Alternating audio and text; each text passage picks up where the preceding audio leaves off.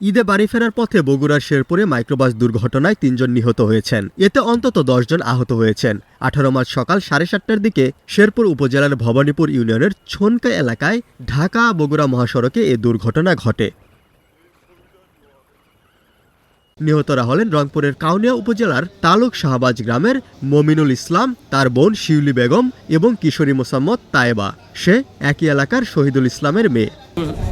মানে ছেলের মানে শাশুড়ি মানে শালিয়ে আমার বিয়ে নিয়ে সে মারা গেছে, শালা মারা গেছেন এবং আমার আর এক শালা শহীদুল ইসলাম সে শিক্ষা অফিসে চাকরি করে, ওর ছোট মেয়ে তাইবা সেও মারা গেছে, আর সবাই গুরুতর অসুস্থ।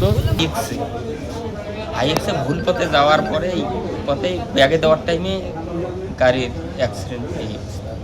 স্থানীয় ও ফায়ার সার্ভিস সূত্রে জানা গেছে, ঢাকা থেকে আসা যাত্রীবাহী একটি মাইক্রোবাস ঈদের ছুটিতে উত্তরবঙ্গের দিকে যাওয়ার কথা। সেটি ভুল করে পাবনা চলে যায়। পরে সেখান থেকে আবার ফিরে উত্তরবঙ্গের দিকে রওনা হয়। মাইক্রোবাস শেরপুর উপজেলার ছনকা এলাকায় পৌঁছানো মাত্রই হঠাৎ পুরো গাড়িতে দাউ দাউ করে আগুন ধরে যায়।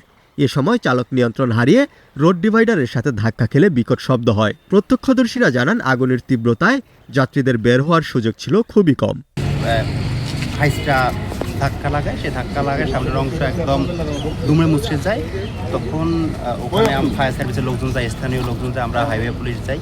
ওখান থেকে উদ্ধার কার্যক্রম শেষে এখানে শেরপুর স্বাস্থ্য কমপ্লেক্সে পাঠানো হয় এবং এখানে শহীদ মেডিকেল হাসপাতাল পাঠানো হয়।